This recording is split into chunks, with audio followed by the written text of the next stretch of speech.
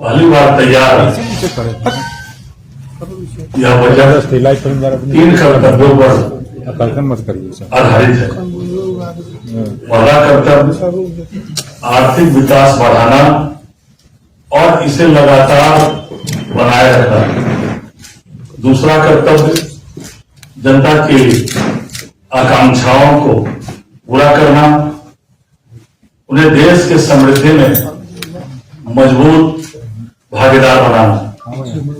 तीसरा कर्तव्य सबका साथ सबका विकास के विजन को साकार करना, ताकि हर क्षेत्र और समुदाय को अवसर मिल सके। और बजट जो है गरीब किसान, महिलाओं और युवाओं को समर्पित है। और इस बजट में लघु, सूक्ष्म और मध्य उद्योग को बढ़ावा देने में बजट में विशेष राशि का प्रावधान किया गया है।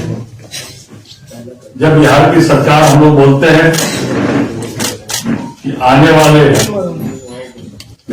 समय में हम बिहार में उद्योगों को बढ़ावा देंगे, तो उसमें यह बजट सार्थक सिद्ध होगा, क्योंकि इसमें एमएसएमई में को बढ़ावा देने के लिए विशेष प्रावधान किया गया है। माननीय प्रधानमंत्री जी का जो संकल्प है 2047 तक विकसित भारत के संकल्प को साकार करना, ये बजट उस संकल्प को साकार करने में मील का पत्थर साबित होगा। और अगर भारत विकसित भारत बनेगा तो बिहार भी विकसित राज्य की श्रेणी में आएगा।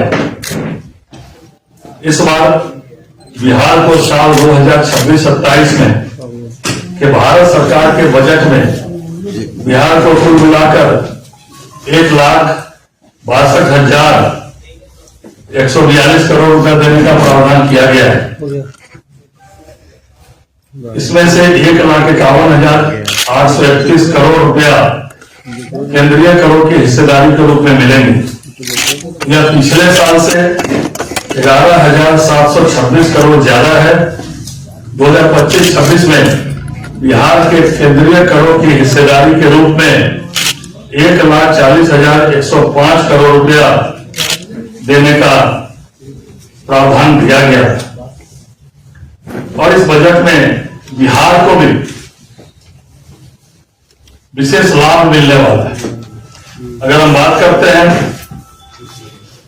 कि गरीब कल्याण की बात, इस बजट में गरीबों के उत्थान के लिए विशेष बजट का प्रबंध किया गया है। साथ ही महिलाओं को सशक्त बनाने के लिए जो पूरे देश में स्वयं सहायता समूह है और हमारे बिहार में जीविका के रूप में जो महिलाओं को सशक्त कर रहे हैं, तो इस बजट में महिलाओं को सशक्त करने के लिए स्वयं सहायता समूह में बजट में विशेष प्रावधान किया गया है। और इस बजट में 15% रक्षा में इजाफा किया गया। इस बार 7,85,000 करोड़ रुपए का प्रस्ताव दिया गया है, तो पिछले बजट से 1,00,000 करोड़ ज्यादा है। इसमें स्पष्ट झलकता है कि जिस प्रकार हमारी सेना ने ऑपरेशन सिंदूर में पाकिस्तान में जाकर आतंकवादी के अड्डों को नौस्ताबीन किया गया, जिस तरह हमारी सेना ने पाकिस्तान के अंदर घुसकर पाकिस्तान को छत बिछत किया, तो उसके लिए जो है ऑपरेशन सिंदूर की झलक भी इस बजट में दिखाई पड़ रही है। स्वदेशी को बढ़ाना और स्वदेशी के साथ साथ निर्यात को बढ़ाना और आयात को घटाना, ये भी इस बजट में अगर निर्यात बढ़ेगा और आयात घटेगा तो निश्चित रूप से स्वदेशी को भी बढ़ावा मिलेगा और हमारा देश भी और मजबूत होगा। इस बजट में विकसित भारत जी राम जी कानून जो बना है, इसके लिए इसमें बम्पर राशि का प्रावधान किया गया है। केवल एक वर्ष में, इस वर्ष 26-27 में 95,692 करोड़ रुपए की राशि का प्रावधान किया गया है। और बिहार ऐसे ग्रामीण प्रदेश, जहां बिहार में हमारा ग्रामीण प्रदेश है, तो सबसे ज्यादा लाभ विकसित भारत जी राम जी बिल में जो इतनी ज्यादा राशि का प्रावधान किया है, तो इससे बिहार को सबसे ज्यादा लाभ होने वाला है। इसके साथ साथ देश में 2 डेडिकेटेड शिप रिपेयर इकोसिस्टम विकसित करने का निर्णय किया गया। इसमें 2 में से 1 बिहार में बनेगा। इसमें जल परिवहन मजबूत होगा, नई इंडस्ट्री विकसित होगी, तकनीक और गैर तकनीक रोजगार के अवसर बढ़ेंगे। 20 नए जलमार्ग बनाने का प्रस्ताव है। तो बिहार में गंगा, गंडक, कोसी, घाघरा, सोन और पुनपुन जो हमारी नदियां हैं, तो इससे जो है पर्यावरण भी अनुकूल होगा और जल परिवहन को बढ़ावा भी मिलेगा। इसके अलावा वाराणसी सिल्लीगुड़ी रेल कॉरिडोर का भी प्रस्ताव है।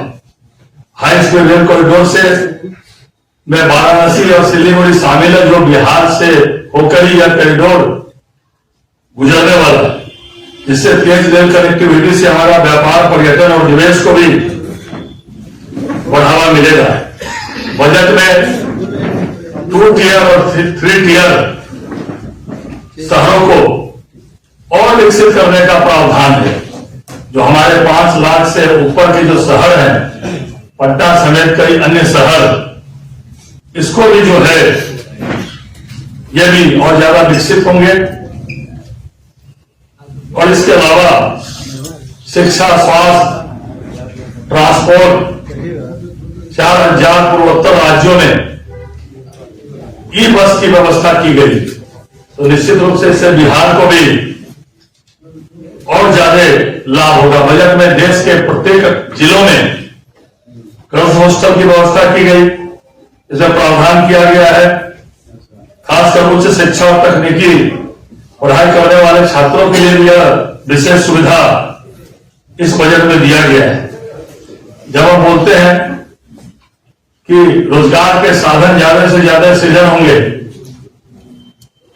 तो जो एमएसएमई, लघु सूक्ष्म मध्यम उद्योग को बढ़ावा दे रहे हैं, तो बिहार में सबसे ज्यादा लघु मध्यम और सूक्ष्म उद्योग ही है।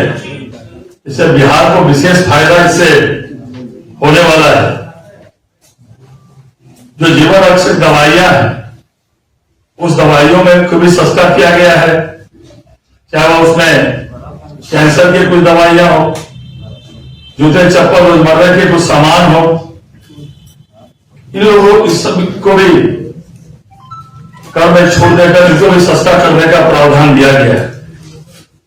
इसलिए यह बजट जो है, देश को जो माननीय प्रधानमंत्री जी की सोच है, विश्व में 4थी आर्थिक महाशक्ति हमारा देश बन चुका है।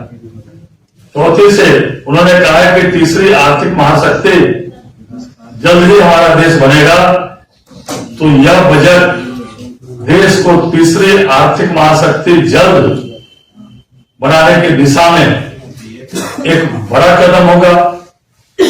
और पूरे देश को, जब मैं बोलता हूं कि रक्षा बजट 1 लाख करोड़ बढ़ाया गया, 15% बढ़ाया गया, तो भारत विश्व में चौथा, रक्षा के मामले में चौथा सैन्य महाशक्ति है। तो हमारा देश विश्व में आज 4थी आर्थिक और सैन्य महाशक्ति के रूप में खड़ा है। आने वाले समय में और हमारी सैन्य शक्ति भी मजबूत होगी, आर्थिक शक्ति भी मजबूत होगी। और जब भारत आगे बढ़ेगा, तो निश्चित रूप से उसमें बिहार भी आगे बढ़ेगा। बिहार में रोड कनेक्टिविटी से लेकर आधारभूत संरचनाओं को भी मजबूत करने में इस बजट में प्रावधान किया गया है। तो एक बार पुनः माननीय प्रधानमंत्री जी को, माननीय निर्मला सीतारमण जी को साथ साथ देश में जो एनडीए की सरकार है उनके प्रति बहुत बहुत शुभकामना धन्यवाद देते हुए और इस बजट की हम लोग बड़ी बड़ी प्रशंसा भी करते हैं। और आज जब बिहार का ज्वाइंट सेशन चल रहा था, महामहिम राज्यपाल का महोदय का अभिभाषण हो रहा था, तो उन्होंने भी बिहार की तरफ से तीन बार बिहार को आगे बढ़ाने के लिए, बिहार को विकास के रूप में नए नए आयाम करने के लिए माननीय प्रधानमंत्री जी को महामहिम राज्यपाल जी ने भी आभार और धन्यवाद दिया है। बहुत बहुत धन्यवाद। बाकी हमारे जो एनडीए के चारों मित्र दल है वो अपने अपनी बात कहेंगे। धन्यवाद अध्यक्ष जी। अब मैं निवेदन करता हूँ एनजीपीआर के प्रदेश अध्यक्ष और माननीय विधायक आदरणीय रानी तिवारी जी से कि वे इस प्रेस को संबोधित करें। बहुत बहुत धन्यवाद। आज की इस प्रेस वार्ता में मौजूद भारतीय जनता पार्टी के प्रदेश अध्यक्ष सम्माननीय विधायक संजय सरावगी जी, जनता दल यूनाइटेड के प्रवक्ता बड़े भाई नीरज कुमार जी, राष्ट्रीय लोक मोर्चा के प्रदेश अध्यक्ष आलोक कुमार सिंह जी, हम के प्रदेश उपाध्यक्ष प्रोफेसर डी.एल. सिन्हा जी और मीडिया प्रभारी दानिश इकबाल जी और हमारे बगल में बैठे राष्ट्रीय मीडिया सह प्रभारी आदरणीय संजय मयूर जी और मीडिया के सभी साथी। जो बजट देश में आया है कल आप लोगों के बीच में, जो विस्तृत रूप से हमारे प्रदेश अध्यक्ष जी ने बताया आपको, जैसे कि एनडीए की सोच है विकसित भारत के संकल्प के साथ सबका विकास के पथ पर बढ़ रही एनडीए की सरकार। इसमें आपने जैसा कि हमारे पहले प्रदेश अध्यक्ष जी ने सभी बिंदुओं पर चर्चाएं की, इसमें सबका ध्यान दिया गया है। गंभीर बीमारियां जैसे शुगर हुआ, कैंसर हुआ, बहुत सारी महंगी दवाइयों को सस्ता किया गया है। 3 एम्स मेडिकल के क्षेत्र में किसानों के लिए, छात्रों के लिए, युवाओं के लिए, महिलाओं के लिए सब वर्ग का विशेष ध्यान दिया गया है। तो ये बजट, अब मान लीजिए विपक्ष का काम, तो आज हम लोग गए थे सदन में तो विपक्ष, हमको नहीं लगता है कि अब जब भी सत्तारूढ़ दल ने बजट पेश किया है, एक से एक शानदार बजट आया, कभी तारीफ नहीं किया है। तो विपक्ष की बात नहीं करते, चूंकि जनता की अदालत सबसे बड़ी अदालत होती है। और जब भी आपने देखा होगा कि लगातार देश के यशस्वी प्रधानमंत्री नरेंद्र मोदी जी के नेतृत्व में निर्मला सीतारमण जी ने लगातार हमको लगता है 9वीं बार बजट पेश किया है। तो इस पर जनता की मुहर है और जनता के सभी वर्गों का बहुत सूक्ष्म रूप से ध्यान रखा गया है। सबके लिए कल्याणकारी, सब क्षेत्र के लोगों के कल्याण और छोटी छोटी मूलभूत सुविधाओं पर ध्यान रखा गया है। मैं ही बात करके अपनी बात समाप्त करता हूँ। धन्यवाद।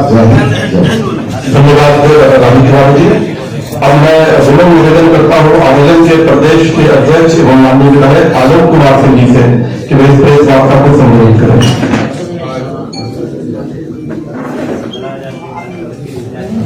आज भारतीय जनता पार्टी के कार्यालय में प्रेस वार्ता में उपस्थित भारतीय जनता पार्टी के प्रदेश अध्यक्ष सह विधायक संजय सरावगी जी, जनता दल यूनाइटेड के मुख्य प्रवक्ता बिहार विधान परिषद नीरज कुमार जी, लोजपा आर के प्रदेश अध्यक्ष श्री राजू तिवारी जी सह विधायक, हम पार्टी के प्रदेश उपाध्यक्ष डी.एल. सिंह जी, प्रदेश मीडिया प्रभारी भाजपा श्री दानिश इकबाल जी और हमारे बड़े भाई राष्ट्रीय मीडिया प्रभारी श्री संजय मयूर जी, आज 2026-27 का कल बजट पेश किया गया उसमें सबसे पहले भारत के उज्जवल भविष्य के लिए सामरिक दृष्टि, कैपिटल अर्बनाइजेशन करना, स्किल डिमांड, ज्यादा जॉब और ज्यादा एक्सपोर्ट, ज्यादा मॉडर्न स्ट्रेटजी, यह बजट विकसित भारत की नींव की ओर मजबूत करता है। इसमें बिहार में विशेष रूप से इस बजट से नौजवानों को और समाज के अंतिम पंक्ति के व्यक्ति के लिए, जैसे कैंसर के लिए दवा और बहुत से ऐसे प्रोडक्ट है जिसपे सरकार ने दाम घटाया है। और जैसा कि हम लोगों के प्रदेश अध्यक्ष इस बजट पे बहुत कुछ सारी बात बताया है, हमारे पार्टी की तरफ से, राष्ट्रीय लोक मोर्चा की तरफ से इस बजट को हम लोग भूरी भूरी प्रशंसा करते हैं। इस बात को कहते हुए मैं अपनी वाणी को विराम देता हूं। जय हिंद, जय भारत। धन्यवाद आलोक कुमार सिंह जी। और मैं विनम्र निवेदन करता हूं जनता दल यूनाइटेड के बूथ प्रवक्ता एवं विधान परिषद के सदस्य आदरणीय महेश कुमार जी से कि वे इस प्रेस वार्ता को संबोधित करें। आज के इस संवाददाता सम्मेलन में भारतीय जनता पार्टी के सम्मानित प्रदेश अध्यक्ष माननीय संजय सरावगी जी, लोजपा आर के सम्मानित अध्यक्ष विधायक माननीय राजू तिवारी जी, राष्ट्रीय लोक मोर्चा के सम्मानित प्रदेश अध्यक्ष विधायक माननीय श्री आलोक कुमार सिंह जी, हम पार्टी के प्रदेश के उपाध्यक्ष प्रोफेसर डी.एन. सिन्हा जी, हमारे मित्र भारतीय जनता पार्टी के राष्ट्रीय मीडिया से प्रभारी विधान पार्षद माननीय संजय मयूख जी, प्रदेश मीडिया प्रभारी भाजपा दानिश इकबाल जी और हमारे मुख्यालय से आए हुए माननीय वासुदेव कुशवाहा जी। विभिन्न वक्ताओं ने विभिन्न बातों को रख दिया, उसमें विस्तार से जाने की जरूरत नहीं है, लेकिन सबसे महत्वपूर्ण यह है कि लीक लीक गाड़ी चले, लीके चले कपूत, लीक छाड़ी की न चले शायर सिंह सपूत। ये जो बजट का आप हर वर्ष एक नए फ्रेमवर्क में आता है, यह गौरतलब है। मैं इसलिए कह रहा हूं कि लीक से हट करके बजटीय व्यवस्था की गई और एक नए फ्रेमवर्क में आया कि समावेशी विकास, आत्मनिर्भर भारत और ग्रीन ग्रोथ, ये तीन बुनियाद इस बजट के हुए। इसके अलावा माननीय संजय सरावगी जी ने बताया कि बिहार जैसे राज्य को क्या इससे लाभ होगा, अब ग्रामीण और शहरी असमानता कैसे घटेगी, पलायन कम कैसे होगा। तो छोटे शहरों को नए विकास के केंद्र, नए डेवलपमेंट सेंटर के रूप में विकसित करने की केंद्र सरकार की योजना है, तो उसका हमको लाभ मिलेगा। हर जिला में एक ट्रॉमा सेंटर बनाने की बात इस केंद्रीय बजट में किया गया है। बुजुर्ग आबादी की जरूरत पर ध्यान रखा गया है और दो बात की ओर ध्यान आकर्षित करना चाहते हैं। आदरणीय प्रधानमंत्री नरेंद्र भाई मोदी जी, माननीय निर्मला सीतारमण जी के प्रति हम आभार व्यक्त करते हैं कि जब बजट का जो स्वरूप बन रहा था, तो आप देखिएगा कि वाटरवेज बंगाल से सूरत, तो भौगोलिक क्षेत्र बिहार को उसका लाभ मिलेगा, बिहार होकर ही मिलेगा वो वाटरवेज, इसका लाभ हमको मिलेगा। अभी सिलीगुड़ी वाली चर्चा उन्होंने किया कि जो विकास होगा उसका, और इसके साथ साथ जो सबसे महत्वपूर्ण हमारी समझ से बिहार के लिए लाभकारी होना है कि टूरिज्म के सेक्टर में अब बिहार आगे बढ़ रहा है। अब मेडिकल टूरिज्म को भी इंक्लूड कर दिया गया, तो मेडिकल टूरिज्म अगर इंक्लूड होगा तो पड़ोस का देश, पड़ोस के राज्य, इन तमाम लोगों को फायदा होगा। और ये दीर्घकालिक सोच, ये आज के लिए नहीं, विकसित भारत बनाने की परिकल्पना को साकार रूप देने में यह बजट महत्वपूर्ण भूमिका अदा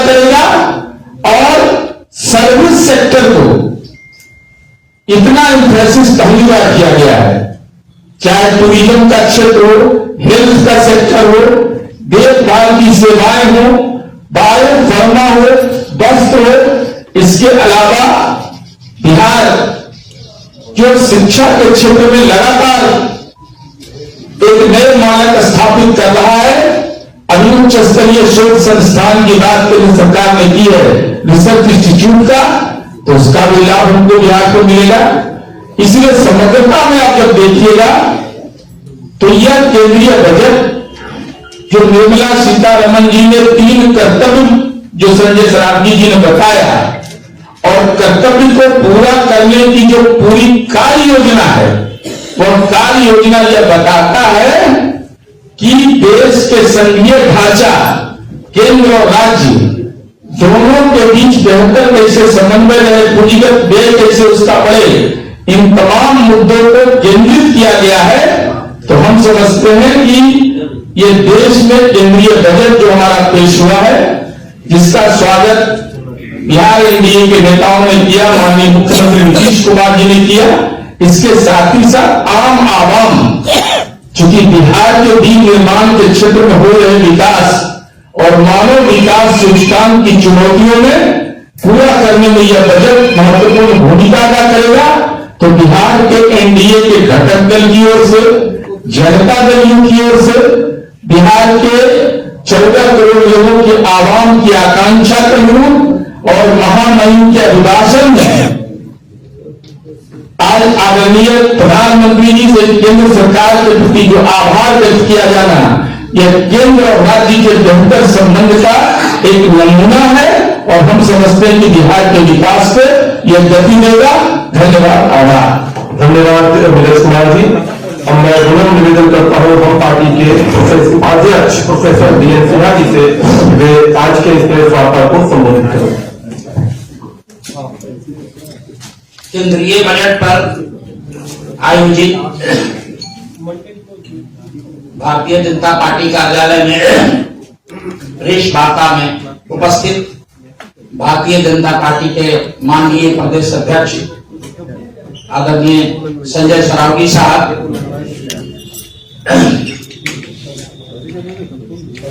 लोजपा रामविलास के माननीय प्रदेश अध्यक्ष सम्माननीय विधायक राजू तिवारी साहब,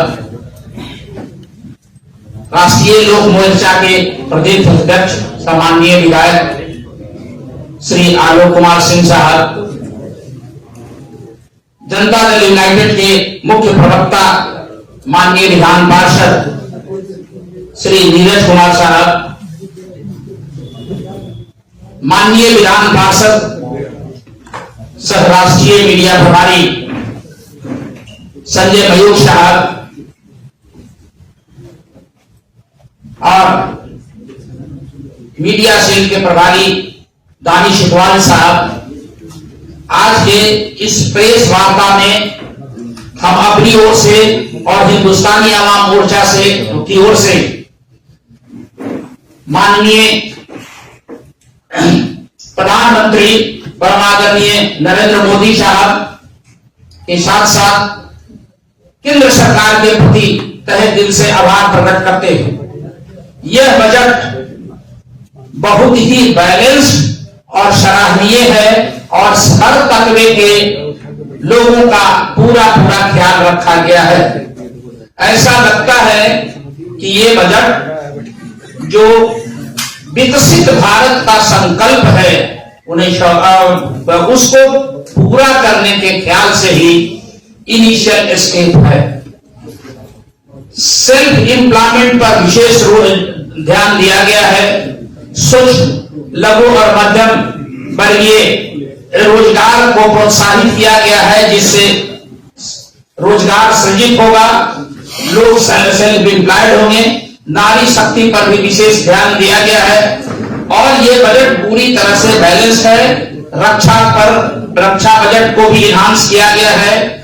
ऐसा लगता है कि ये निश्चित रूप से भारत सरकार का जो विकसित भारत का संकल्प है उसकी शुरुआत है मॉर्निंग सोल डिबेट। ऐसा लगता है कि निश्चित रूप से विकसित भारत का सपना होगा और साकार होगा। एक बार फिर हिंदुस्तानी आवाम मोर्चा की ओर से माननीय प्रधानमंत्री और केंद्र सरकार को हम इस बैलेंस बजट के लिए आभार प्रकट करते हैं। धन्यवाद देते हैं। धन्यवाद professor D N Sinha ji. अगर उत्तर शून्य को उत्तर करते हम ले सकते हैं। नीरज जी से एक सवाल है। नीरज सर, लगातार 2005 से विशेष राज्य के दर्जे की मांग की जा रही थी केंद्र सरकार से, लेकिन इस बार नहीं किया गया। क्या आप लोग मांग किए हैं कि अब बिहार को विशेष राज्य का दर्जा नहीं मिलेगा?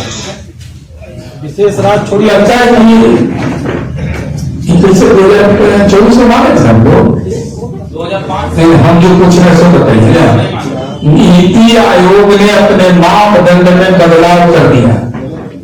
जब नीति आयोग ने मापदंड में बदलाव कर दिया तो आज का जो डेवलपमेंट का मॉडल है ना उसको समझिए। ये समझना बहुत जरूरी है कि विभिन्न स्कीम सेंट्रिक होता है। तो आप मान लीजिए हम मेडिकल कॉलेज खोल रहे हैं तो केवल राज्य सरकार अपने संसाधन से खोल रही है। एग्रीकल्चर कॉलेज खोल रहे हैं, IIT खोल रहे हैं, तो विशेष राज्य का दर्जा अब पूरे देश के अंदर में इसके मानक में बदलाव हो गया। तो बिहार देश से अलग है। ये तो बीमार लोग जो है राजनीति में बीमार लोग है वो सब बोलता है। यहाँ तो बिहार को बीमारों राज्य से निकाल दिया।